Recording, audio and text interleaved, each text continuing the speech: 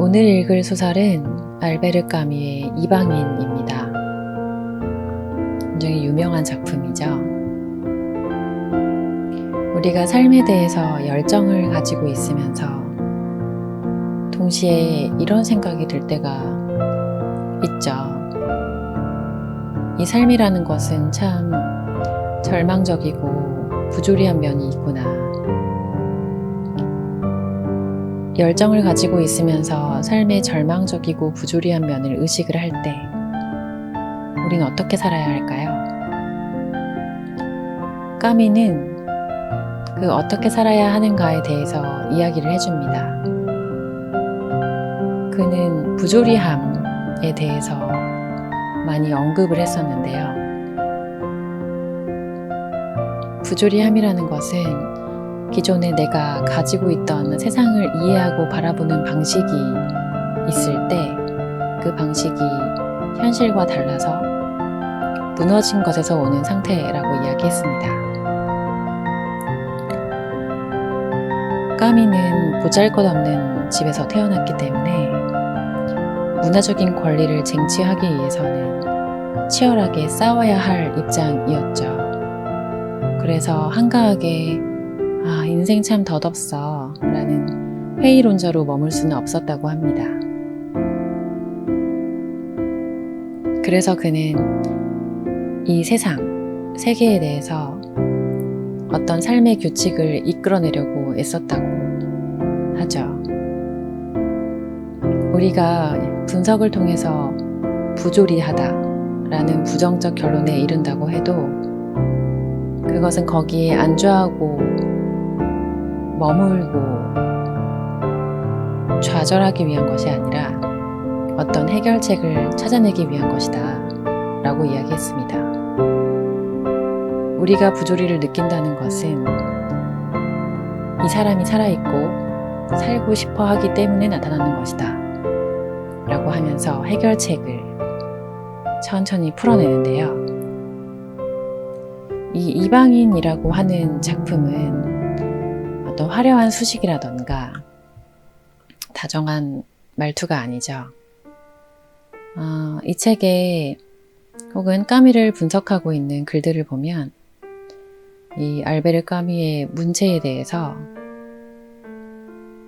내적인 광채가 제한되지 않은 채로, 그러니까 광채가 있는 채로 요약되는 다이아몬드의 면처럼 가장 적게 말하면서 가장 많은 것을 암시하는 그런 목소리를 가지고 있다 라고 평을 하더라고요. 정말 거기에 부합하듯이 아주 건조하고 메마르고 담담하고 절제된 목소리로 소설은 전개가 됩니다. 그래서 제가 이 소설을 함께 읽고 싶었던 이유는 사실 우리가 주인공인 것처럼 살아가고 있지만 또 어떨 때는 현실에서 굉장히 소외된 이방인이다 라고 느낄 때가 있잖아요. 그런 것처럼 현실에서 소외되어서 이방인으로 살아가는 한 현대인이 등장합니다. 그 사람이 죽음을 앞두고 비로소 마주하는 실존 체험, 그게 어떻게 전개되고 까미는 이 부조리함 속의 인간을 어떻게 전개시키는지 같이 읽어보면서 또 들으시면서 생각해보는 시간이 되었으면 해서 이 책을 선택하게 됐습니다. 이 책은 1부와 2부로 나눠져 있는데요. 1부 시작해 보도록 하겠습니다. 오늘 엄마가 죽었다. 아니 어쩌면 어제. 모르겠다. 양로원으로부터 전보를 한 통 받았다. 모친 사망, 명일 장례식, 근조. 그것만으로는 아무런 뜻이 없다. 어쩌면 어제였는지도 모르겠다. 양로원은 알제에서 80km 떨어진 마렌고에 있다. 2시에 버스를 타서 오후 중에 도착할 생각이다. 그러면 밤샘을 할 수 있고 내일 저녁에는 돌아올 수 있으리라. 나는 사장에게 이틀 동안의 휴가를 청했는데 그는 사유가 그러한 만큼 거절할 수 없었다. 그러나 좋아하지 않는 눈치였다. 나는 그에게 이런 말까지 했다. 그건 제 탓이 아닙니다. 사장은 아무 대꾸도 하지 않았다. 그제야 나는 그런 소리는 하지 말았어야 하는 걸 그랬다고 생각했다. 따지고 보면 내가 변명을 할 필요는 없었던 것이다. 오히려 그가 나에게 조의를 표해주는 것이 마땅했다.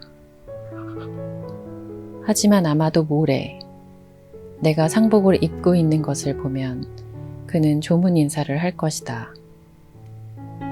지금 당장은 마치 엄마가 죽지 않은 것이나 거의 마찬가지다.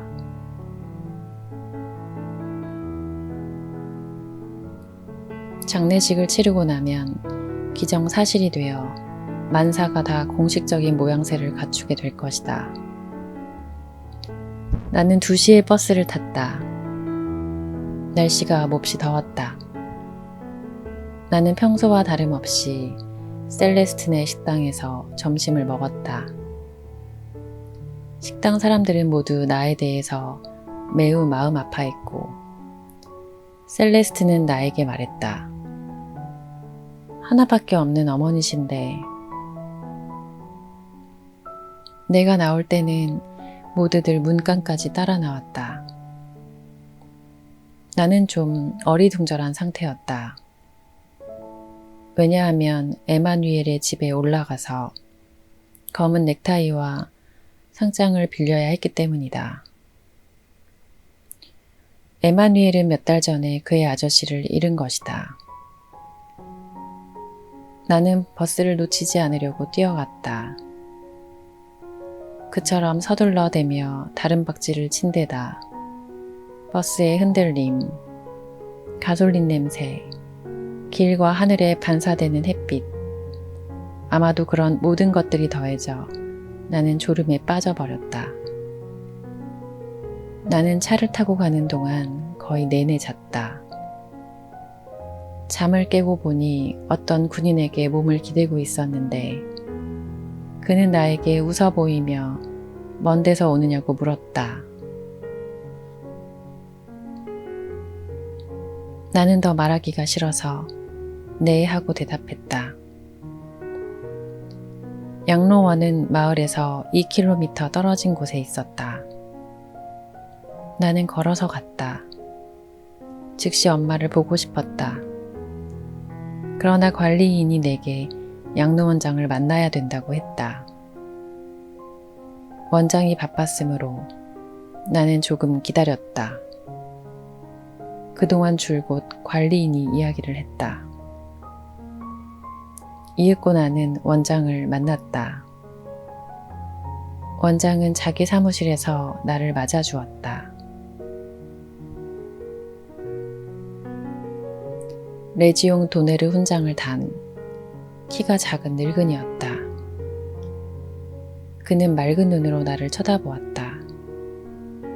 그러고는 내게 악수를 청했는데 내 손을 하도 오래 붙잡고 있어서 나는 어떻게 손을 빼내야 할지도 몰랐다. 원장은 서류를 뒤적여보고 나서 나에게 말했다. 메르소 부인은 지금으로부터 3년 전에 이곳에 들어오셨군. 의지할 사람이라곤 자네밖에 없었고. 나는 그가 내게 뭔가 나무라는 것이라고 생각하고 설명을 하기 시작했다. 그러자 그는 내 말을 끊으며 말했다. 변명할 건 없네, 이 사람아. 나도 자네 어머님의 서류를 읽어보았네만 어머님을 부양할 수가 없는 처지였더구만. 어머니한테는 요양사가 필요했는데 자네 봉급은 변변치 못하고 사실 따지고 보면 어머니는 여기서 더 행복하셨지. 네, 원장님. 하고 내가 말했다. 그는 이렇게 덧붙였다. 알다시피 어머니께는 같은 연배의 친구들이 있었거든. 어머니는 친구들과 함께 지난 시절 이야기를 나눌 수 있었지. 자넨 젊어서 자네와 같이 살았더라면 답답해했을 걸세. 정말 그랬다. 집에서 살 때 엄마는 아무 말 없이 나를 쳐다만 보며 시간을 보냈던 것이다. 양로원으로 들어간 처음 며칠 동안 엄마는 자주 울곤 했다. 그러나 그것은 습관 때문이었다. 몇 달 후에는 양로원에서 데리고 나오겠다고 하더라도 엄마는 울었을 것이다. 마찬가지로 습관 때문에. 지난해 내가 거의 양로원에 가지 않은 것도 약간은 그 때문이었다. 그리고 또한 일요일을 빼앗기기 때문이기도 했다. 버스를 타러 가서 표를 사가지고 2시간 동안이나 차를 타야 하는 수고는 그만두고서라도 말이다. 원장은 다시 이야기를 계속했다. 그러나 나는 듣는 둥 마는 둥 하고 있었다. 이윽고 원장이 말했다. 아마도 어머님을 보고 싶을 것 같은데. 나는 아무 말 없이 일어섰고 그는 앞장서 방문을 향해 걸어갔다. 층계로 나서자 그가 설명을 덧붙였다. 조그만 영안실로 어머니를 옮겨 놓았네. 다른 원우들을 자극하지 않으려고. 재원자 하나가 죽을 때마다 2, 3일 동안 다른 사람들의 신경이 날카로워지거든. 그렇게 되면 일하기가 어려워져. 우리는 어떤 앞마당을 지나갔는데 거기에는 노인들이 많았고 그들은 작은 무리를 지어 끼리끼리 이야기를 나누고 있었다. 우리가 지나갈 때는 잠시 대화가 뚝 끊겼다. 그리고 우리의 등 뒤에서 대화가 다시 이어졌다. 마치 앵무새들이 나직하게 제잘거리는 소리 같았다. 어떤 조그만 건물의 문 앞에 이르자 원장은 나를 두고 가며 말했다. 그럼 나는 그만 가보겠네, 메르소군. 사무실에 있을 테니 필요하면 언제든 찾아오게. 원칙적으로 장례식은 아침 10시로 예정되어 있다네.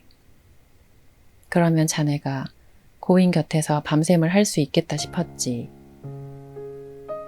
끝으로 한 가지 말해두자면 어머니께서는 가끔 동료 원우들에게 장례는 종교의식에 따라 치러주었으면 한다고 말씀하셨던 걸로 알고 있네. 필요한 준비는 내가 다 해두었네. 하지만 자네에게 그 점을 알려두고 싶었어. 나는 원장에게 감사하다고 말했다.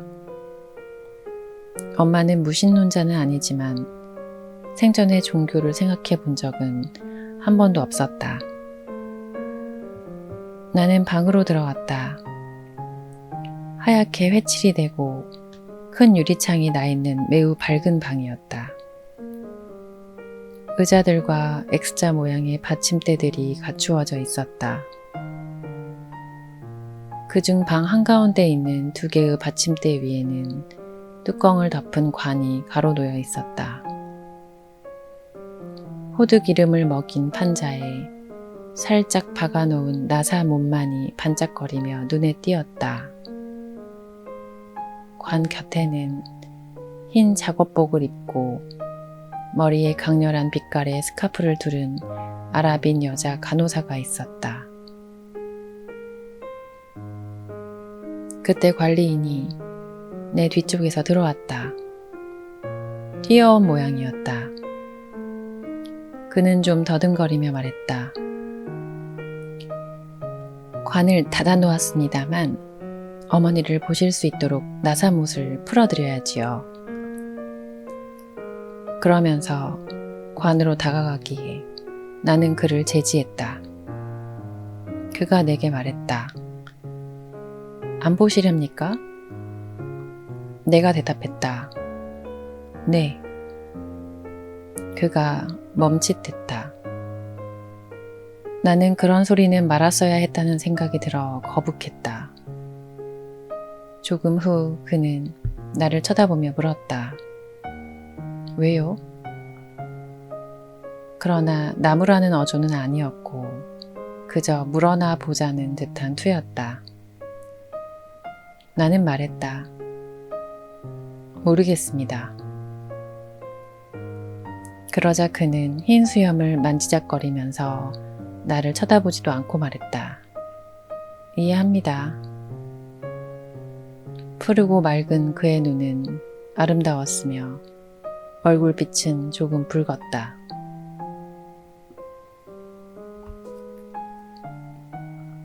그는 나에게 의자를 권하고 자기도 내 뒤에 조금 떨어져서 앉았다. 간호사가 일어나 문으로 걸어갔다. 그때 관리인이 나에게 말했다.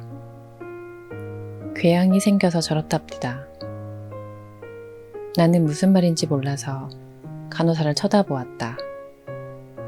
그녀의 눈밑을 지나 머리를 한 바퀴 빙 둘러싸고 있는 띠가 보였다. 코 부분에서 띠가 불룩하지 않고 납작했다. 그녀의 얼굴에서 보이는 것은 온통 허연 띠뿐이었다. 간호사가 나가자 관리인이 말했다. 혼자 계시게 해드려야겠네요. 내가 어떤 몸짓을 했는지 모르나 그는 나가지 않고 내 뒤에 그냥 서 있었다. 그렇게 등 뒤에 사람이 서 있는 것이 나는 거북했다. 방 안에는 기울어가는 오후의 아름다운 빛이 가득했다. 무늬 말벌 2마리가 유리창에 부딪히며 붕붕거리고 있었다. 나는 졸음이 오는 것을 느꼈다. 나는 관리인에게 고개를 돌리지 않고 말했다. 여기 오신 지 오래됐습니까? 그가 즉시 대답했다. 5년 됐습니다. 마치 진작부터 내가 그렇게 물어주기를 기다리고나 있었다는 듯이. 그리고 나서 그는 수다스럽게 이야기를 늘어놓았다. 혹시 누가 자기에게 마렌고 양로원에서 관리인으로 생을 마치게 될 것이라고 말했다면 아마 자기는 펄쩍 뛰었을 것이라고 했다. 자기는 64살이며 파리 태생이라는 것이다.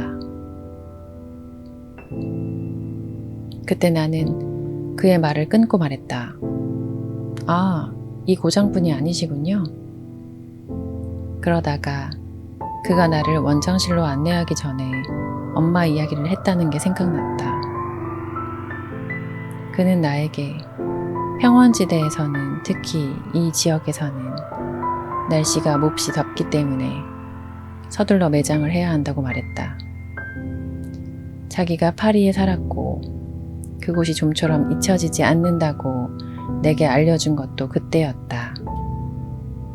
파리에서는 시신을 사흘, 때로는 나흘씩이나 묻지 않고 두는 수도 있지만 여기서는 그럴 시간이 없으며 실감을 할 겨를도 없이 벌써 연구 마차를 따라가야 한다는 것이었다. 그때 그의 아내가 그에게 말했다. 그만둬요. 이분에게 할 이야기가 아니에요. 영감은 낯을 붉히며 미안하다고 했다. 나는 나서서 아니에요. 정말 아니에요. 하고 말했다. 나는 관리인의 이야기가 맞고 또 재미있다고 느꼈다.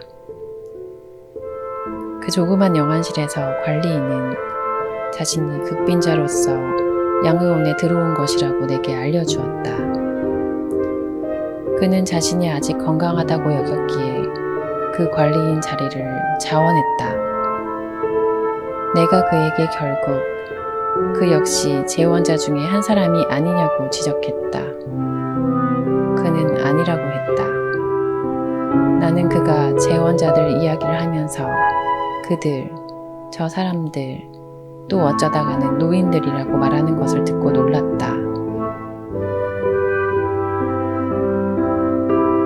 재원자들 중 몇몇은 그보다 나이가 많지 않은데도 말이다. 그러나 물론 그건 다른 문제였다. 그는 관리인인 만큼 어느 정도 그들에 대해 권한이 있었다. 그때 간호사가 들어왔다. 갑자기 저녁이 다 된 것이었다. 삽시간에 유리창 위로 어둠이 짙어져 있었다. 관리인이 스위치를 돌리자 벼랑간 쏟아지는 불빛 때문에 나는 눈앞이 캄캄했다. 그가 식당으로 가서 저녁을 먹으라고 권했다. 그러나 나는 배가 고프지 않았다. 그러자 그는 밀크 커피를 한 잔 가져오겠다고 했다. 나는 밀크 커피를 매우 좋아하므로 그러라고 했다. 조금 뒤에 그는 쟁반을 들고 돌아왔다. 나는 밀크 커피를 마셨다. 그러자 담배가 피우고 싶어졌다. 그러나 나는 엄마 앞에서 담배를 피워도 좋을지 어떨지 몰라 망설였다. 생각해보니 꺼릴 이유가 조금도 없었다. 나는 관리인에게 담배 한 대를 권했고 우리는 함께 피웠다. 잠시 후 그가 말했다. 그런데 말입니다. 모친의 친구분들도 밤샘을 하러 오실 겁니다. 관습이 그러니까요. 의자와 블랙커피를 가져와야겠습니다.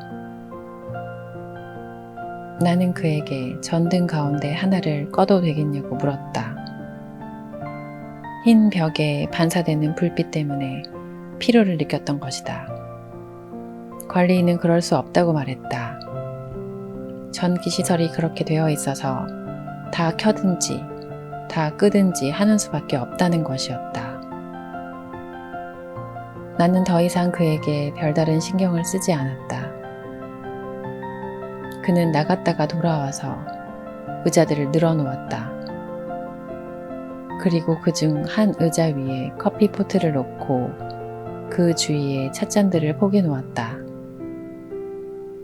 그리고 나서 그는 엄마의 건너편 쪽으로 가서 나와 마주보고 앉았다.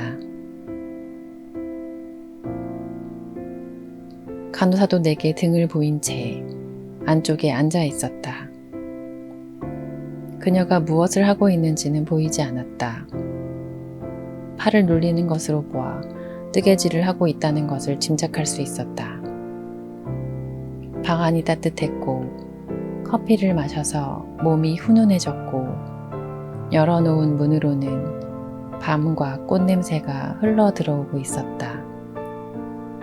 나는 약간 졸았던 것 같다. 무언가 가볍게 스치는 소리에 잠이 깼다. 눈을 감고 있었던 터라 방 안의 흰 빛에 더욱 눈이 부셨다. 내 앞에는 그림자 하나 없었고 물체 하나하나, 모서리 하나하나 모든 곡선들이 눈이 아플 정도로 뚜렷이 들여다보였다. 엄마의 양로원 친구들이 들어온 것도 그때부터였다. 모두 연하문명 되었는데 그들은 소리 없이 그 눈부신 빛 속으로 살며시 들어왔다. 그들은 의자 끄는 소리 하나 내지 않고 앉았다. 나는 지금까지 사람이라고는 본 적이 없는 것처럼 그들을 보았고 그들의 얼굴이나 옷차림의 사소한 것 하나도 빠짐없이 눈에 다 들어왔다. 그러나 아무 소리도 들리지 않으니 그들이 실제로 존재하는 사람들이라고 믿기 어려웠다. 여자들은 거의 모두가 앞치마를 두르고 있었는데 허리에 꽉 졸라맨 끈 때문에 그들의 불룩한 배가 더욱 튀어나와 보였다.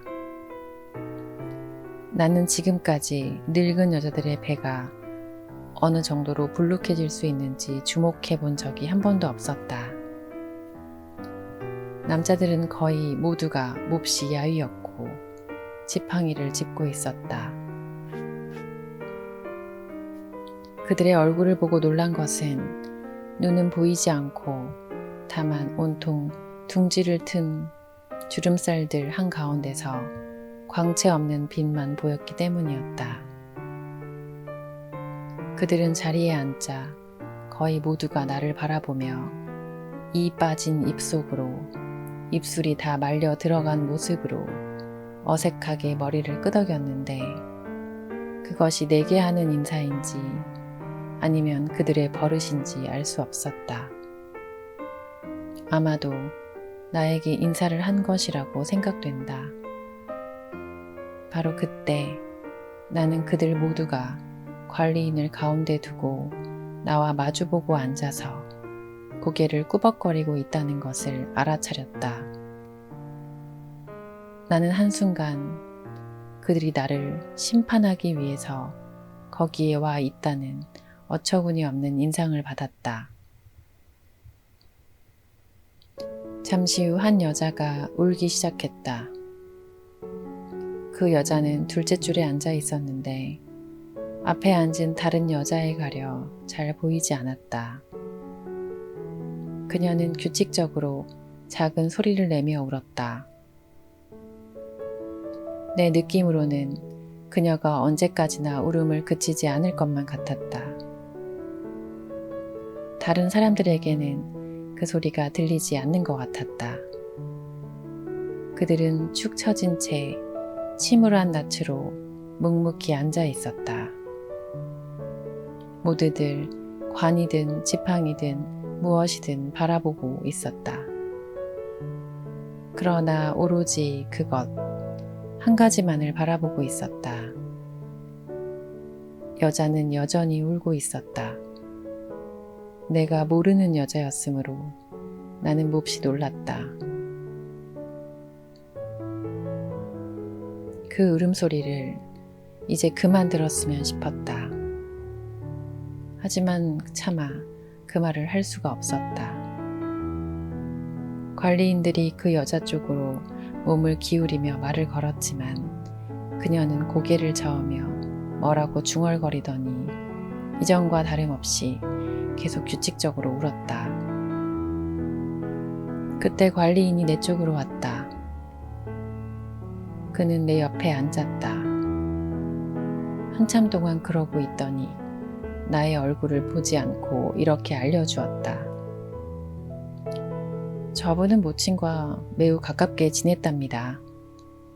여기서는 모친이 하나뿐인 친구였는데 이제 자기는 친구 하나 없는 신세가 되었다고 하네요. 우리는 오랫동안 그러고 있었다. 여자의 한숨과 흐느낌이 차츰 뜸해졌다. 그녀는 몹시 코를 훌쩍거렸다. 그리고 마침내 잠잠해졌다. 난 더 이상 졸리지 않았지만 고단하고 허리가 아팠다. 이제 견디기 어려운 것은 바로 그 모든 사람들의 침묵이었다. 그저 가끔씩 이상한 소리가 들렸는데 나는 그것이 무슨 소리인지 알 수가 없었다. 결국 그중 몇몇 노인네들이 볼때기 안쪽을 쪽쪽 빨면서 그런 야릇한 혀차는 소리를 내고 있다는 것을 알게 되었다. 그들은 자신들이 그러고 있다는 것도 알아차리지 못했다. 그만큼 제각기 생각에 몰두해 있었던 것이다. 그들 한가운데 누워있는 그 죽은 이가 그들의 눈에는 아무런 의미도 없다는 느낌마저 들었다. 그러나 지금 생각해보면 그것은 틀린 느낌이었던 것 같다. 우리는 모두 관리인이 따라준 커피를 마셨다. 그 다음 일은 모르겠다. 밤이 지나갔다. 어느 순간 눈이 떠져서 보니 노인들이 서로 몸을 기댄 채 잠들어 있었던 것이 기억난다. 어떤 한 사람만이 양손으로 지팡이를 그어쥐고 그 손등 위에 턱을 괜 채 마치 내가 깨기만을 기다리고 있었다는 듯이 나를 뚫어지게 바라보고 있었다. 그리고 나서 나는 또다시 잠이 들었다. 허리가 점점 아파져서 나는 눈을 떴다. 유리창으로 날이 밝아오고 있었다. 조금 뒤 노인 중 한 사람이 잠에서 깨어 기침을 몹시했다. 그는 커다란 체크무늬 손수건에 가래침을 뱉어댔는데 매번 뱉는다기보다 마치 몸에서 잡아 뜯는 듯 했다. 그 때문에 다른 사람들이 깼고 관리인은 그들에게 나갈 시간이 되었다고 알려주었다. 그들은 일어섰다. 불편한 밤샘으로 인해 그들의 얼굴은 잿빛이 되어 있었다. 방문을 나서면서 내겐 매우 놀라운 일이었지만 그들은 모두 나의 손을 잡고 악수를 했다. 마치 서로 말 한마디 주고받지 않고 보낸 그날 밤이 우리의 친밀감을 두텁게 만들어 주기라도 했다는 듯이. 나는 피곤했다. 관리인이 나를 자기 방으로 데려가 주었고 나는 간단히 세수를 할 수 있었다. 그리고 또 밀크커피를 마셨는데 맛이 아주 좋았다. 밖으로 나왔을 때는 해가 완전히 떠올라 있었다.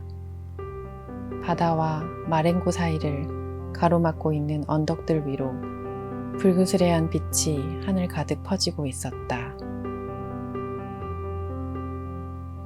언덕을 넘어오는 바람에 소금기 냄새가 여기까지 실려왔다. 쾌청한 하루가 시작되려는 참이었다. 나는 오랫동안 야외에 나가보지 못했다.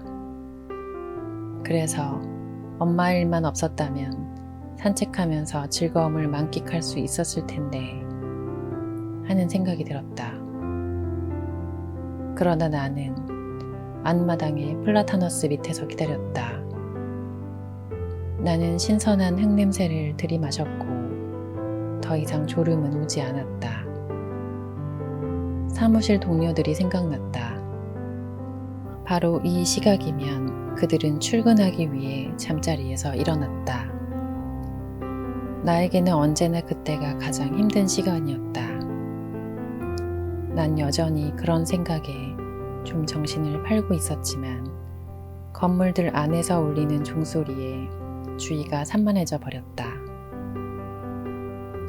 창문 저 안쪽이 한동안 소란스럽더니 이윽고 모든 것이 잠잠해졌다. 해는 하늘로 좀 더 높이 떠올랐다.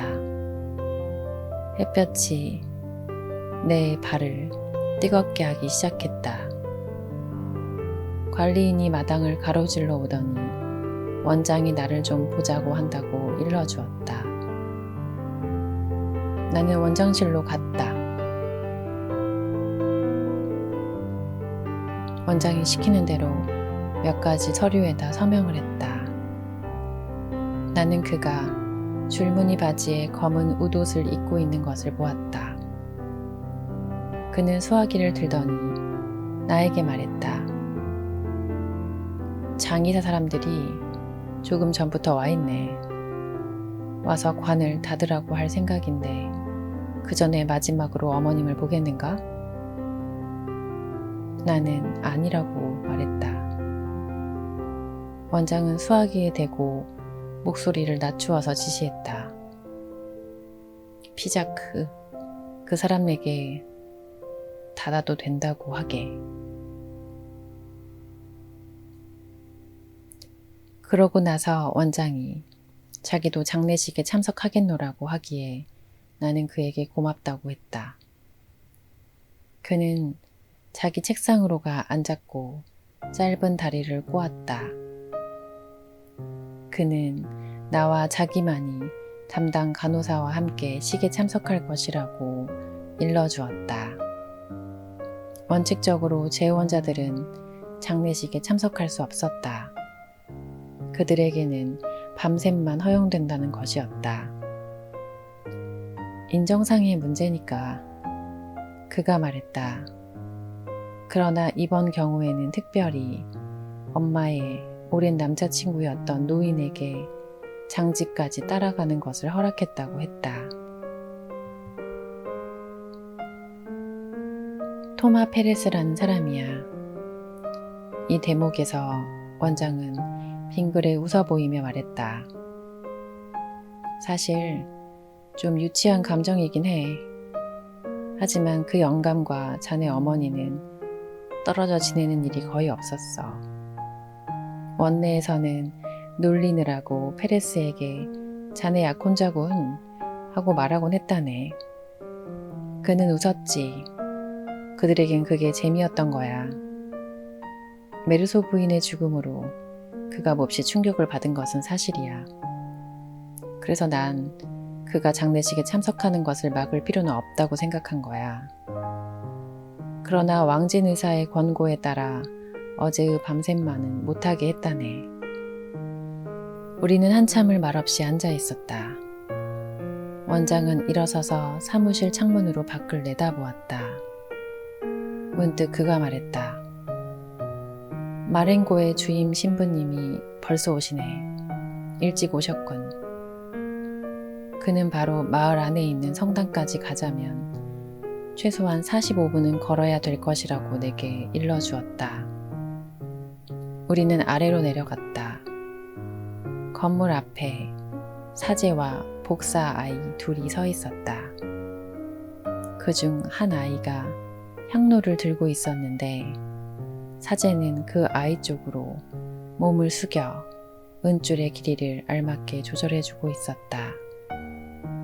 우리가 그 앞으로 가자 사제가 허리를 폈다. 그는 나를 몽피스라고 부르면서 몇 마디 말을 건넸다. 그러고는 안으로 들어갔다. 나도 따라 들어갔다. 얼핏 보니 관 뚜껑에 나사못들이 꽉 조여 박혀 있었고 실내에는 검은색 옷을 입은 남자들이 4명 있었다.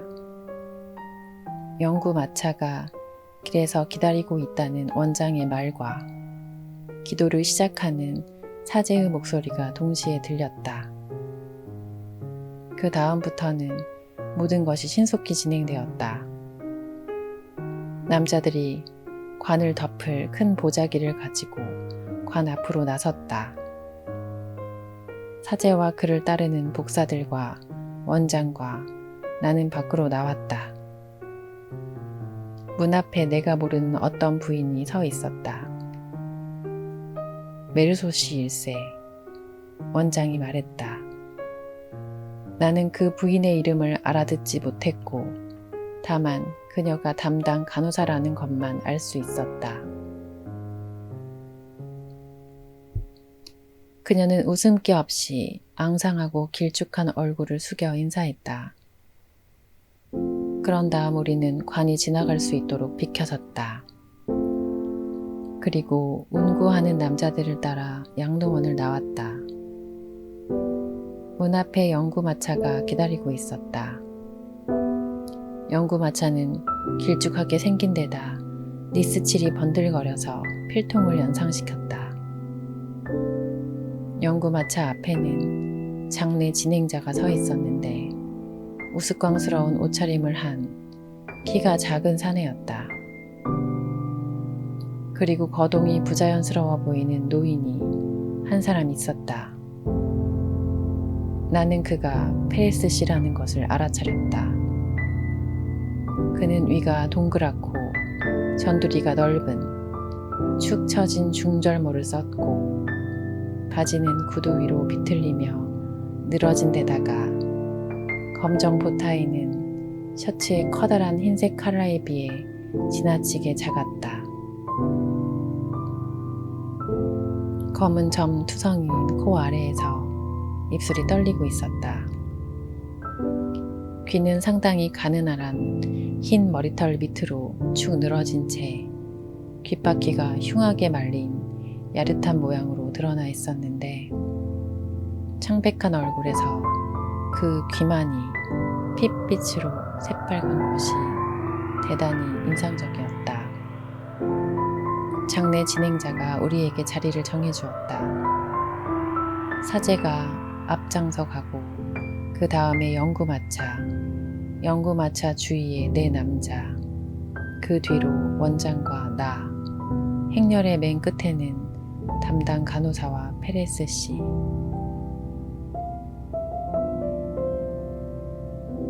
하늘에는 벌써 햇빛이 가득했다.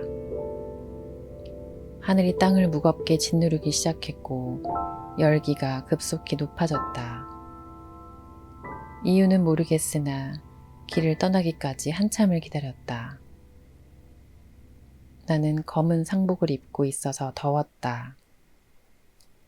모자를 쓰고 있던 왜소한 영감은 다시 모자를 벗었다.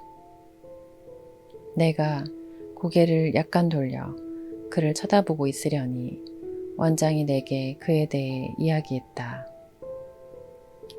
원장은 나에게 어머니와 페레스 씨가 저녁이면 간호사를 대동하고서 마을까지 자주 산책을 하곤 했다고 말해주었다. 나는 주위의 벌판을 바라보았다.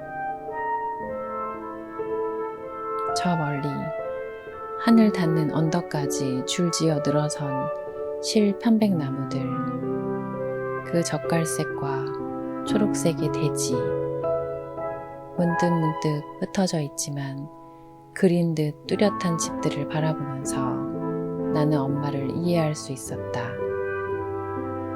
이 고장에서 저녁은 우수에 젖은 휴식과도 같았을 것이다. 오늘은 풍경을 전율케 하면서 천지에 넘쳐나는 태양 때문에 이 고장은 비인간적이고 길을 꺾어놓는 듯한 느낌을 주었다. 우리는 걷기 시작했다.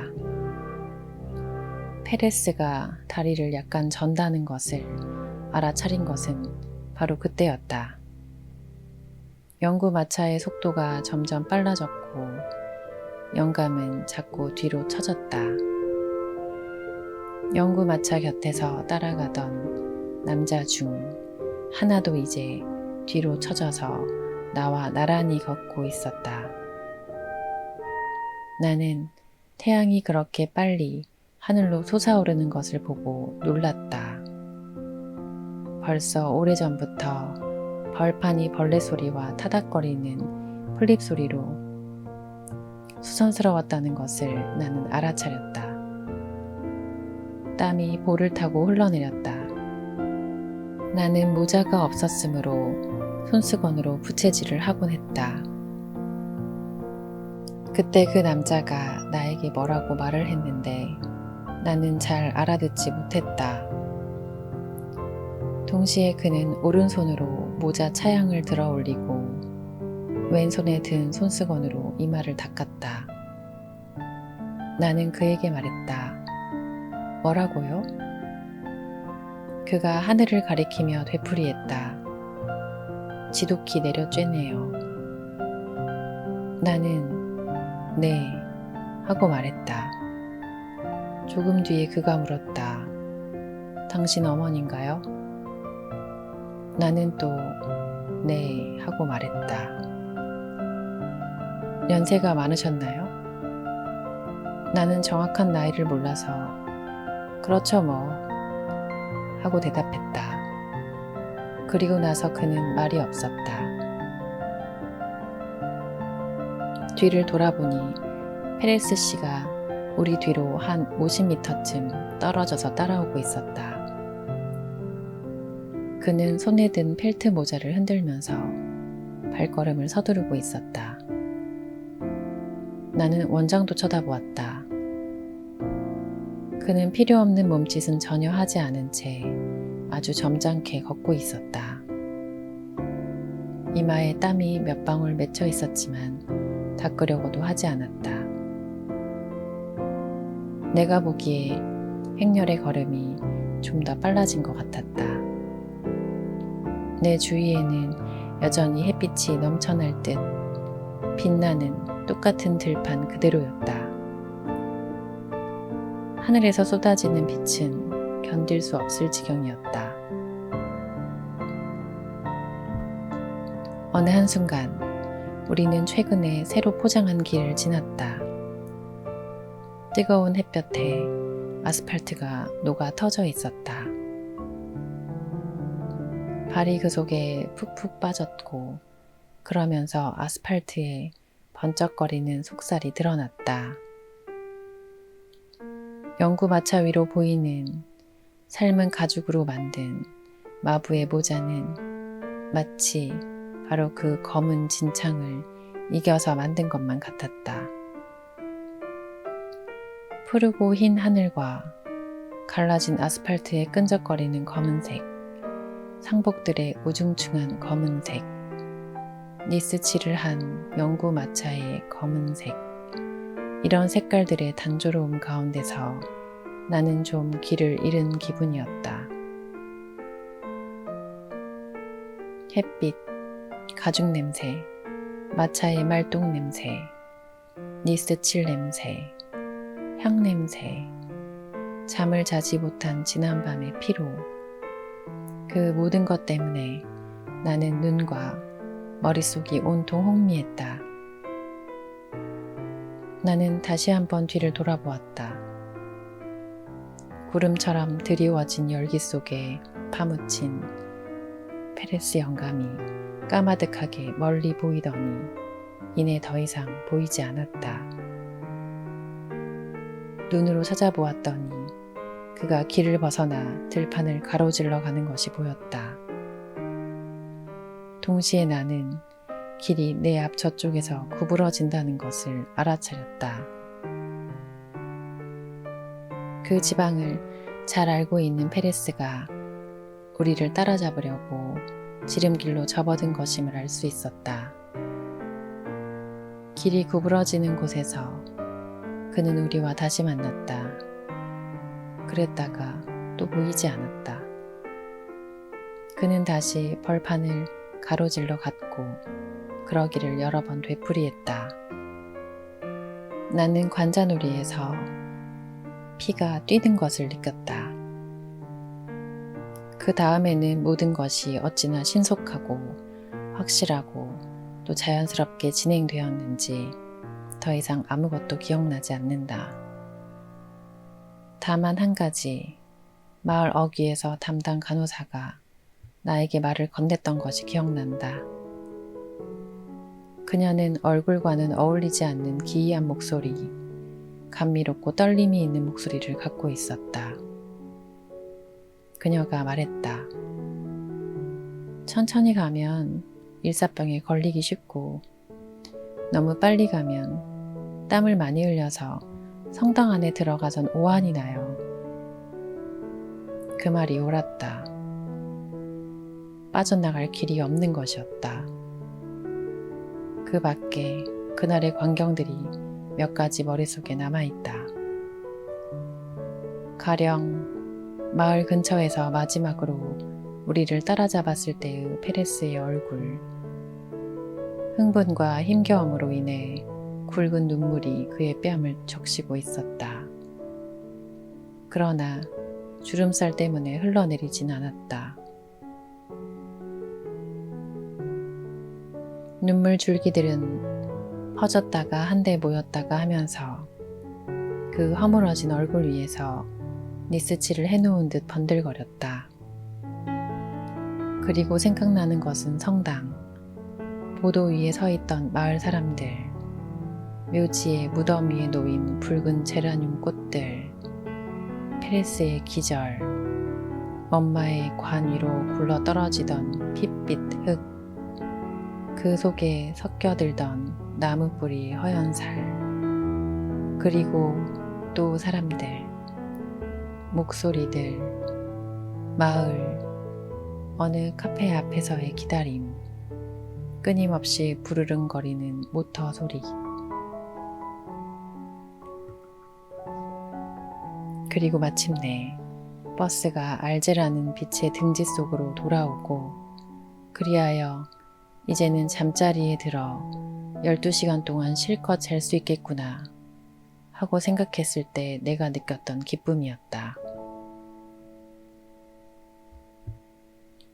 잠에서 깨어나자 나는 이틀 동안의 휴가를 청했을 때 사장이 왜 못마땅한 기색을 보였는지 깨달았다.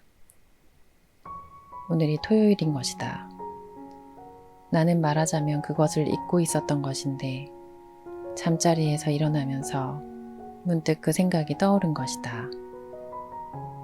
당연히 사장은 그렇게 되면 내가 일요일까지 합쳐서 나흘이나 쉬게 될 거라고 생각했고 그게 마음에 들지 않았던 것이다.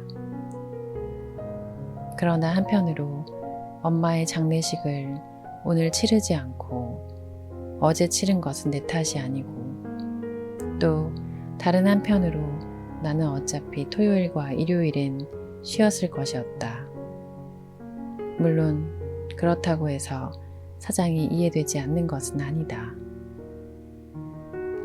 어제 하루의 일로 피곤했기 때문에 잠자리에서 일어나기가 힘들었다. 면도를 하면서 오늘 무엇을 할까 생각하다가 수영을 하러 가기로 했다. 나는 전차를 타고 항구 해수욕장으로 갔다. 그리고 거기서 바닷물 속으로 뛰어들었다. 젊은이들이 많았다. 나는 물속에서 마리 카르도나를 만났다. 전에 같은 사무실에서 일했던 타이피스트인데 당시 나는 그녀를 가지고 싶은 마음이 있었다. 그녀 역시 그런 것 같았다. 그러나 얼마 안 돼 그녀가 회사를 그만두는 바람에 우리는 그럴 시간이 없었다. 나는 그녀가 부표 위로 기어오르는 것을 거들어 주었고, 그러다가 그녀의 젖가슴을 스쳤다. 나는 아직 물속에 있는데 그녀는 벌써 부표 위에서 바닥에 배를 대고 엎드렸다. 그녀는 나에게로 몸을 돌렸다. 머리카락이 눈 위로 흘러내린 채 웃고 있었다. 나는 부표 위 그녀 곁으로 기어 올랐다. 날씨가 기분 좋았고 나는 장난하는 척하며 머리를 뒤로 젖혀 그녀의 배를 베었다.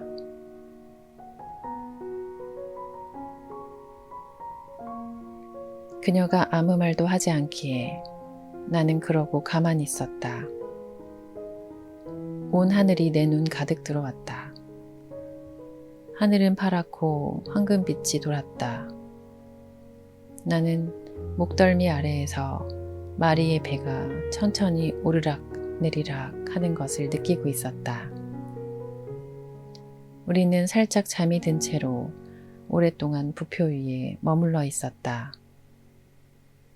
햇볕이 너무 뜨거워지자 마리가 물속으로 뛰어들었고 나도 그녀의 뒤를 따랐다. 나는 그녀를 따라잡아 그녀의 허리를 감싸 안았고 우리는 같이 헤엄을 쳤다. 마리는 줄곧 웃고 있었다. 항구의 두기로 올라가서 몸을 말리는 동안 그녀가 나에게 말했다. 당신보다 내가 더 탔는데요. 나는 저녁에 영화 보러 가지 않겠느냐고 그녀에게 물어보았다. 그녀는 웃으면서 페르낭들이 나오는 영화를 보고 싶다고 말했다. 우리 둘이 옷을 다 입었을 때 마리는 내가 검은 넥타이를 맨 것을 보고 매우 놀란 것 같았고 상중이냐고 물었다. 나는 엄마가 죽었다고 대답했다. 언제 상을 당했는지 그녀가 알고 싶어 하기에 나는 어제라고 대답했다. 그녀는 약간 흠칫했지만 아무런 지적도 하지 않았다. 나는 그건 내 탓이 아니라고 말하고 싶었으나 사장에게 이미 그 말을 한 게 기억이 나서 그만두었다. 그건 무의미한 일이었다. 어차피 사람이란 언제나 약간 잘못이 있게 마련이니까. 저녁 때 마리는 이미 모든 걸 잊고 있었다. 영화는 때때로 웃기기도 했지만 정말이지 너무 바보 같았다. 마리는 다리를 내 다리에 딱 붙이고 있었다. 나는 그녀의 젖가슴을 어루만졌다. 영화가 끝날 무렵 그녀에게 키스를 했는데 서투르게 되고 말았다. 영화관을 나와 그녀는 내 집으로 왔다. 눈을 떴을 땐 마리는 가고 없었다. 그녀는 아주머니한테 가야 한다고 내게 설명했었다. 일요일이라고 생각하자 나는 따분한 기분이 되었다. 일요일을 좋아하지 않아서다. 그래서 나는 잠자리로 돌아가 마리의 머리카락이 남긴 소금기 냄새를 베개 속에서 더듬다가 10시까지 잤다. 그러고는 12시까지 계속 침대에 누워서 담배를 피웠다. 나는 여느 때처럼 셀레스트네 식당에 가서 점심을 먹고 싶지 않았다. 왜냐하면 틀림없이 사람들이 여러 가지 질문을 할 텐데 나는 그게 싫었기 때문이다. 나는 계란을 몇 개 익혀서 빵도 없이 접시에다 입을 대고 먹었다. 빵이 떨어졌으나 사러 내려가기가 싫었기 때문이다. 점심을 먹고 나자 좀 심심해져서 나는 아파트 안에서 어정거렸다. 엄마가 함께 살 때는 알맞은 아파트였다. 그러나 지금의 나에겐 너무 커서 식당의 테이블을 내 방으로 옮겨다 놓을 수밖에 없었다. 나는 이제 내 방에서만 지낸다. 바닥이 약간 꺼진 밀집 의자들, 거울이 누렇게 변색된 옷장, 화장대, 구리 침대 사이에서 말이다. 그 밖의 것들은 모두 방치돼 있다. 잠시 후 나는 무엇이든 해야겠기에 옛날 신문을 한 장 들고 읽었다. 거기서 크리스앤 소금 광고를 오려서 신문에 난 재미있는 것들을 모아두는 낡은 공책에다 풀로 붙였다. 나는 손을 씻고 마침내는 발코니에 나가 앉았다. 내 방은 변두리의 간선도로의 면에 있다. 오후에 날씨가 좋았다. 그러나 보도는 눅진눅진했고 행인들은 드물고 걸음도 빨랐다. 우선 산책하는 가족들이 지나갔다. 사내아이 둘은 세일러복 상의와 무릎 밑까지 내려오는 반바지 차림으로 뻣뻣한 옷 속에서 거동이 좀 거북해 보였고, 계집아이는 커다란 분홍색 리본을 달고 에나멜 구두를 신고 있었다. 그 뒤로는 밤색 비단 옷을 입은 엄청나게 뚱뚱한 어머니와 전에 본 적이 있는 키가 작고 비쩍 마른 남자가 지나갔다. 그는 밀짚 모자를 쓰고 나비 넥타이를 매고 손에는 단장을 짚고 있었다. 아내와 함께 지나가는 그를 보면서 나는 동네에서 사람들이 왜 그를 보고 점잖은 사람이라고 하는지 알 수 있었다. 조금 뒤에 변두리 젊은이들이 지나갔다. 머리에는 기름을 반지르르하게 바르고 붉은 넥타이를 메고 허리가 잘록한 양복 저고리에 수놓은 장식 손수건을 꽂고 코가 모난 구두를 신은 젊은이들이었다. 나는 그들이 시내 영화관에 가겠거니 생각했다. 그렇기 때문에 그렇게 일찌감치 길을 나서서 큰 소리로 웃어대며 서둘러 전차를 타러 가는 것이었다.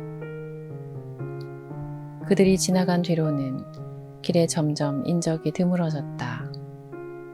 아마 도처에서 공연들이 시작된 모양이었다. 이제 길에는 가게를 보는 주인들과 고양이들 뿐이었다.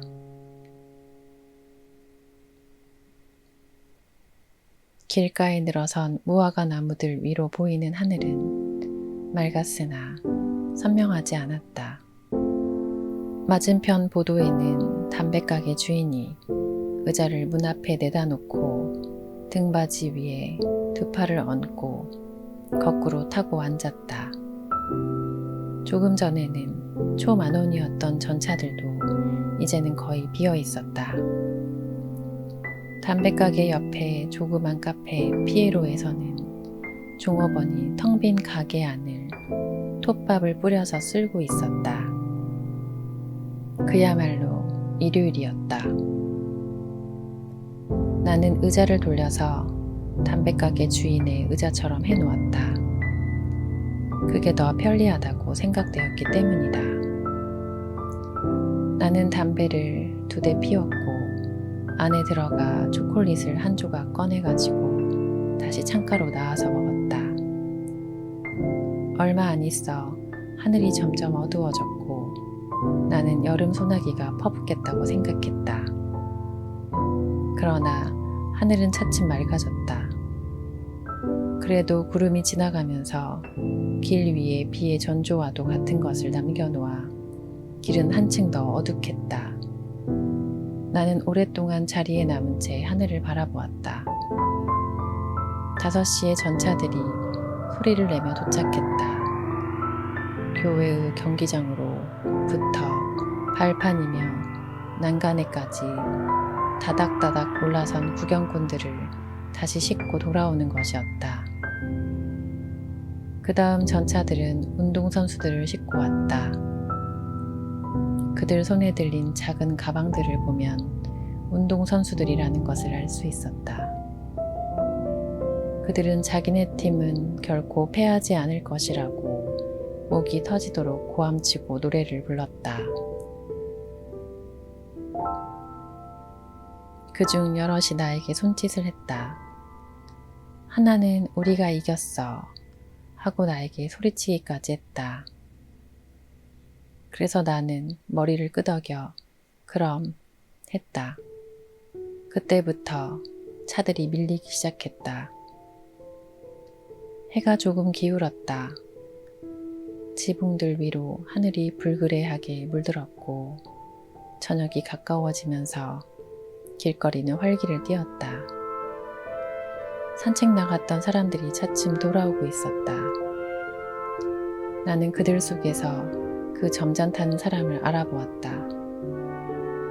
어린애들은 울거나 손목을 잡힌 채 끌려오고 있었다. 거의 동시에 동네의 영화관들이 관람객들을 길로 쏟아냈다. 그들 가운데 젊은이들은 태도가 여느 때보다 더 결연해 보여서 나는 그들이 모험 영화를 보고 나오는구나 생각했다. 시내 중심과의 영화관에서 돌아오는 사람들은 조금 뒤에 도착했다. 그들의 표정은 좀 더 심각해 보였다. 아직 웃고 있긴 했지만 가끔씩 피로하고 생각에 잠긴 얼굴이었다. 그들은 가지 않고 남아서 맞은 쪽 인도에서 왔다 갔다 했다. 동네의 젊은 아가씨들이 머리에 아무것도 쓰지 않은 채 서로 팔을 끼고 서 있었다. 청년들이 일부러 그 옆으로 지나쳐가면서 농을 걸었고 여자들은 고개를 돌리고 웃어댔다. 그중 내가 아는 몇몇 아가씨들은 나에게 손짓을 했다.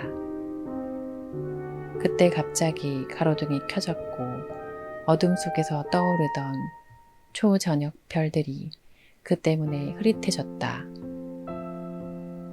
나는 그처럼 온갖 사람들과 불빛이 가득한 보도를 바라보느라고 그만 눈이 피로해지는 것을 느꼈다. 가로등 불빛에 젖은 보도가 번들거렸고 전차들이 일정한 간격을 두고 지나가면서 빛나는 머리털, 웃음 띤 얼굴, 혹은 은팔찌 위에 그림자를 던졌다. 얼마 후 전차들이 점점 뜸해지고 벌써 캄캄해진 밤이 나무들과 가로등 위에 내려앉으면서 동네가 어느 틈엔가 텅 비어버리자 마침내 첫 번째 고양이가 나타나 다시 인적이 끊긴 거리를 천천히 가로질러 갔다. 그러자 나는 저녁을 먹어야겠다는 생각을 했다. 오랫동안 의자 등받이에 턱을 괴고 있었기 때문에 목이 좀 아팠다. 나는 내려가서 빵과 파스타를 좀 사왔고 음식을 만들어 선 채로 먹었다.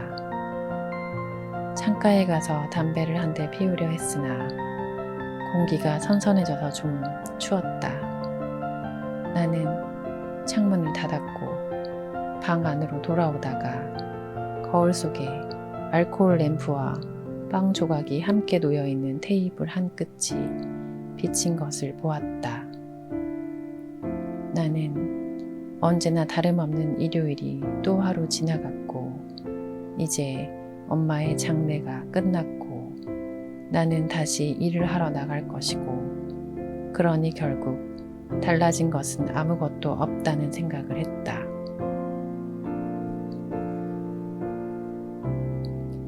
오늘 나는 사무실에서 일을 많이 했다. 사장은 친절하게 대해주었다. 그는 나에게 너무 피곤하지 않은가 물었고 그 역시 엄마의 나이를 알고 싶어 했다. 나는 틀리지 않게 대답하지 않으려고 한 60쯤이라고 말했는데 왜 그런지는 알 수 없으나 사장은 마음이 놓인다는 표정을 지으면서 다 끝난 일이라고 여기는 것 같았다. 내 책상 위에는 선화증권이 잔뜩 쌓여 있었고 나는 그걸 모두 자세하게 검토하지 않으면 안 되었다. 점심을 먹으러 사무실을 나오기 전에 나는 손을 씻었다. 정오, 나는 이 시간을 좋아한다. 저녁은 회전식 수건이 완전히 젖어 있어서 기분이 덜 좋다. 온종일 사용한 것이기 때문이다. 언젠가 나는 사장에게 그 점을 지적한 적이 있다.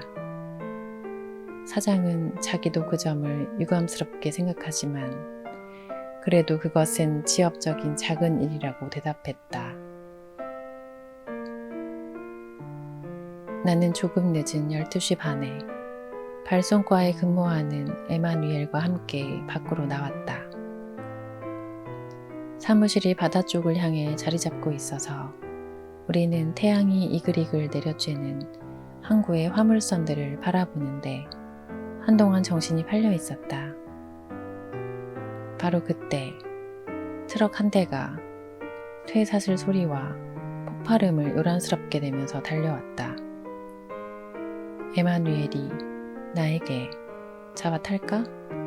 하고 묻기에 나는 다른 박질 치기 시작했다.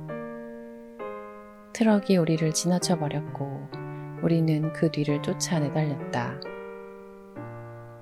나는 소음과 먼지 속에 묻혀버렸다. 내 눈에는 아무것도 보이지 않았고 다만 권양기며 또 다른 기계들, 수평선 위에서 춤추는 돛대들, 우리 옆에 늘어선 선체들, 한가운데를 달릴 때의 그 어지러운 흥분만이 느껴졌다. 내가 먼저 달리는 트럭에 발을 걸치고 재빨리 뛰어올랐다. 그러곤 에마누엘이 올라앉는 것을 거들어 주었다. 우리는 숨이 턱끝에 닿아 있었고 트럭은 부두에 고르지 못한 포도 위를 먼지와 땡볕 속에서 덜컥거리며 달렸다. 에마누엘은 숨이 넘어갈 듯이 웃어댔다. 우리는 땀에 흠뻑 젖은 채 셀레스틴의 식당에 도착했다. 언제나 다름없이 셀레스틴은 뚱뚱한 배에다 앞치마를 두른 채 흰 콧수염을 달고 거기에 있었다. 그는 나에게 "그래도 잘 지냈지?" 하고 물었다. 나는 그렇다고 그리고 배가 고프다고 말했다. 나는 얼른 식사를 하고 나서 커피를 마셨다. 그러고 나서 집으로 돌아와 잠을 좀 잤다. 포도주를 너무 많이 마셨던 것이다. 잠에서 깨니 담배를 피우고 싶었다. 늦었기 때문에 뛰어가서 전차를 탔다. 오후 내내 나는 일을 했다. 사무실 안은 몹시 더웠다. 그래서 저녁에 퇴근해 부둣가를 따라 천천히 걸어 돌아오는 것이 행복했다. 하늘은 초록빛이었고 나는 기분이 좋았다. 그래도 나는 곧장 집으로 돌아왔다.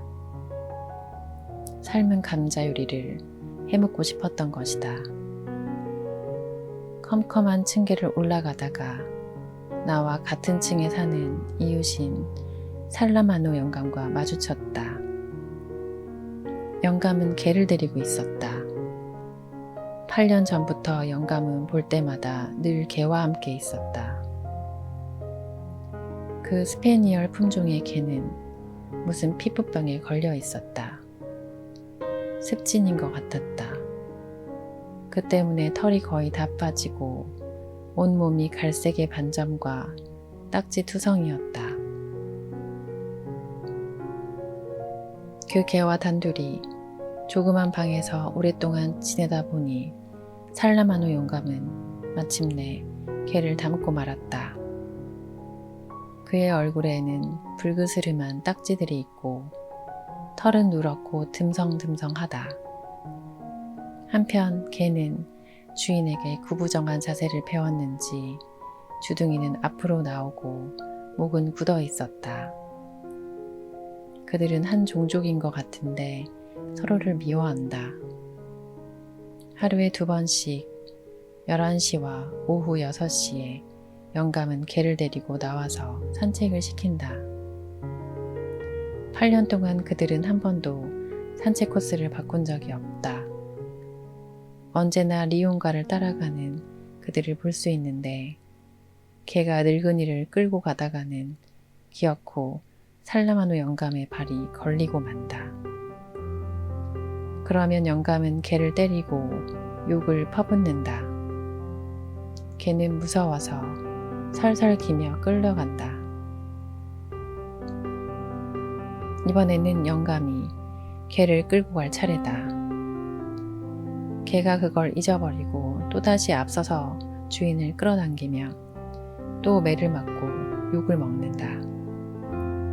그때는 둘이 다 멈춰서서 개는 공포에 떨며 주인은 미움에 떨며 서로 노려본다. 매일매일 그 모양이다. 개가 오줌을 싸고 싶어 해도 영감이 그럴 시간을 주지 않고 끌어당기니까 스페니얼 개는 오줌 방울을 찔끔찔끔 흘리면서 따라간다. 어쩌다가 개가 방 안에서 오줌을 싸면 또 매를 맞는다. 그렇게 지낸 것이 8년째다. 좀 심하네요. 그쵸? 강아지를 키우는 견주로서 마음이 아픕니다. 셀레스트는 늘 딱하기도 하지 하고 말하지만 사실 그건 아무도 알 수 없는 일이다. 내가 층계에서 살라마노와 마주쳤을 때 그는 개에게 욕지거리를 퍼붓는 중이었다. 못된 놈, 망할 놈 하고 그는 야단을 쳤고 걔는 끙끙거렸다. 안녕하세요 하고 내가 인사를 해도 영감은 여전히 욕지거리를 해댔다. 그래서 나는 걔가 무슨 짓을 했느냐고 물었다. 대답이 없었다. 영감은 그저 못된 놈, 망할 놈 하고 말할 뿐이었다. 영감은 걔에게 몸을 굽히고 있었는데 목줄에 무엇인가를 고쳐주고 있다는 것을 짐작할 수 있었다. 나는 좀 더 큰 소리로 말해보았다. 그제야 그는 고개도 돌리지 않은 채 억지로 화를 참는 목소리로 이놈이 늘 이렇게 버티는 거예요 하고 대꾸했다. 그러고는 걔를 잡아 끌고 가버렸다. 걔는 내 발로 질질 끌려가며 끙끙거렸다. 바로 그때 나와 같은 층에 사는 또 다른 이웃 사람이 들어왔다. 동네에서 그가 여자들을 등쳐먹고 산다고들 한다. 그러나 직업이 뭐냐는 질문을 받으면 그의 대답은 창고 감독이다. 대체로 그는 사람들에게 전혀 호감을 얻지 못하고 있다. 그러나 그는 나에게 곧잘 말도 걸고 또 내가 자기 말을 들어주니까 가끔 내 방에 잠깐씩 들르기도 한다.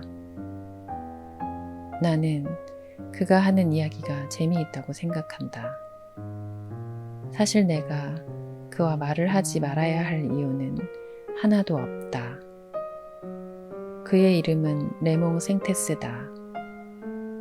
그는 키가 상당히 작고 어깨가 딱 벌어지고 코는 마치 권투선수 코 같다. 옷차림은 언제나 매우 반듯하다.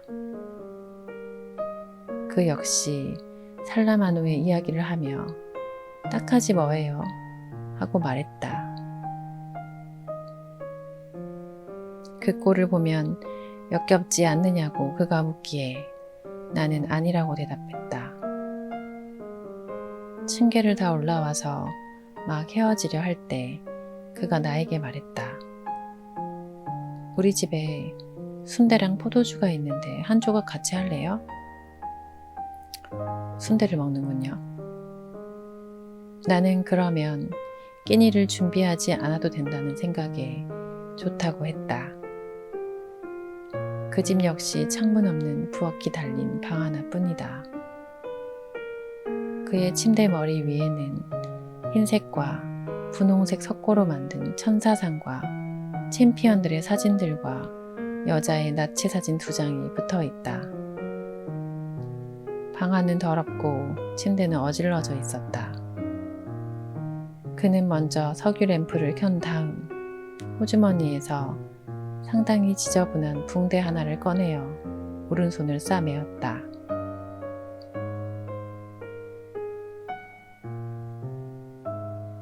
내가 어떻게 된 거냐고 물었다. 그는 어떤 녀석이 시비를 걸어서 주먹 다짐이 있었다고 했다. 그건 말이죠, 메르소 씨. 하고 그가 말했다. 내가 못된 놈이라서가 아니라 참지 못하는 성미라서 그래요. 그 녀석이 나한테 네가 남자라면 전차에서 내려 그러더란 말이에요. 나는 가만히 좀 있지 그래 하고 말했죠. 녀석이 나더러 남자답지 못하다고 합디다. 그래서 나는 전차에서 내려서 말했어요. 그만하는 게 좋을걸? 그렇지 않으면 본때를 보여줄 테니. 무슨 본때? 하고 그 녀석이 대꾸를 하더군요. 그래서 한 대 먹였죠. 그랬더니 나자빠지더군요. 일으켜주려고 했어요. 근데 녀석이 땅에 자빠진 채 발길질을 하는 거예요. 무릎으로 한 방, 주먹으로 2방을 먹였죠. 녀석의 얼굴이 피투성이가 되었어요. 내가 그 녀석에 이제 됐냐고 물었죠. 녀석은 됐다고 하더군요. 말을 하면서 생태 쓰는 줄곧 붕대를 매만졌다. 나는 침대에 앉아 있었다. 그는 다시 말을 이었다. 보다시피 내가 시비를 건 게 아니었어요. 그 녀석이 함부로 대든 거지. 그건 사실이었고 나도 그렇다고 인정했다. 그러자 그는 마침 나에게 그 문제에 대해서 도움말을 구하고 싶었는데 내가 남자다운 데다 세상 물정을 잘 알고 있으니 자기를 도와줄 수 있을 거라면서 그래 준다면 자기는 내 친구가 되겠다고 말했다.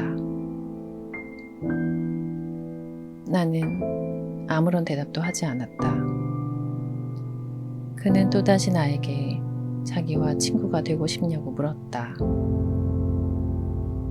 내가 아무래도 좋다고 말했더니 그는 만족해하는 눈치였다.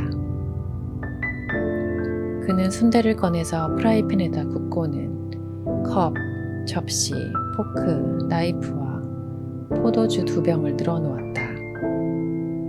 그러는 동안 그는 아무 말도 하지 않았다. 그러고 나서 우리는 자리를 잡고 앉았다. 먹으면서 그는 자초지종을 이야기하기 시작했다. 처음에는 약간 망설였다. 내가 어떤 여자를 알게 됐는데 말하자면 내 정부였죠. 그가 싸움을 한 사내는 그 여자의 오빠였다. 그는 자기가 그 여자를 먹여 살렸다고 했다. 나는 아무런 대꾸도 하지 않았는데 그는 얼른 덧붙이기를 동네 사람들이 뭘 하는지 알고 있지만 자신은 양심에 거리낄 것이 조금도 없고 자기 직업은 창고 감독이라고 했다. 아까 하던 얘기로 돌아가자면 그가 말했다. 어딘가 속임수가 있다는 사실을 알게 됐어요. 그는 여자에게 꼭 먹고 살 만큼만 돈을 대주고 있었다. 그는 손수 여자의 방세를 치렀고 그녀에게 식비로 하루에 20프랑씩을 주었다. 방세 300프랑, 식비 600프랑, 이따금 스타킹도 한 켤레씩 사주고 그러다 보니 한 1000프랑 들었죠. 그런데도 마님께서 일을 하지 않았죠. 그러고서 한다는 소리가 그걸로는 빠듯하고 내가 대주는 걸로 생활이 안 된다는 거였어요. 그렇지만 난 이렇게 말하곤 했어요. 왜 반나절만이라도 일을 안 하는 거지? 그러면 온갖 자잘한 비용 부담은 덜 텐데. 이달에는 옷도 한 벌 사줬고 하루에 20프랑씩 용돈도 주고 방세도 내주는데 넌 오후면 친구들과 커피를 마시지. 넌 친구들에게 커피와 설탕을 내바치지만 돈은 내가 줘. 난 너한테 잘해줬는데 넌 제대로 보답을 않고 있잖아. 그래도 그 여자는 일은 하지 않고 생활이 안 된다는 소리만 해대는 거였어요. 그러는 중에 어딘가 속임수가 있다는 걸 내가 알게 된 거죠. 그는 여자의 핸드백에서 복권 한 장을 발견했는데 여자가 그걸 어떻게 샀는지 해명하지 못하더라고 했다. 얼마 뒤 그는 여자의 방에서 증거물로서 전당포 한 장 발견을 했고 그걸 보면 그녀가 팔찌 2개를 잡힌 것이 분명했다. 그때까지 그는 그 팔찌들이 있는 줄도 모르고 있었다. 나는 속임수가 있다는 걸 확실히 알았어요. 그래서 그 여자와 헤어졌어요. 그러나 먼저 그녀를 두들겨 패줬죠. 그리고 나서 그녀의 실상을 다 말해줬어요. 네가 바라는 건 오로지 네 그걸 가지고 재미를 보는 것. 바로 그것뿐이라고 말했어요. 내 말 이해하시겠죠? 메르소 씨, 난 이렇게 말했어요. 세상 사람들은 내가 너한테 주는 행복을 부러워하는데 너는 그걸 몰라. 나중에 가서야 네가 누렸던 행복을 깨닫게 될 테니 두고 봐.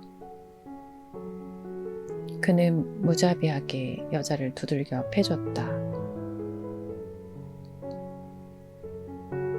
그전에는 그녀를 때리지 않았다.